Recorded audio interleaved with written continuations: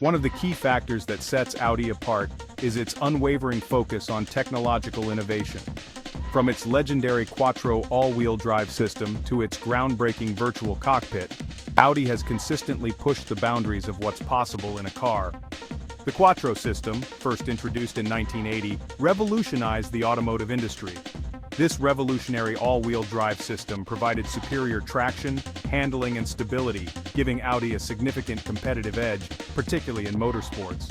The Quattro system wasn't just for rally cars though.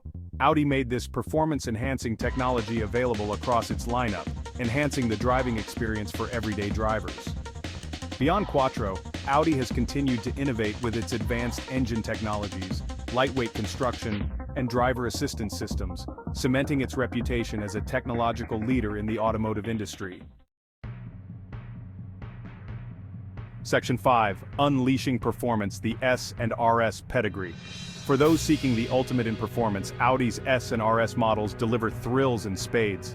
These high-performance variants of Audi's standard models are designed for enthusiasts who crave exhilarating acceleration, razor-sharp handling, and head-turning style.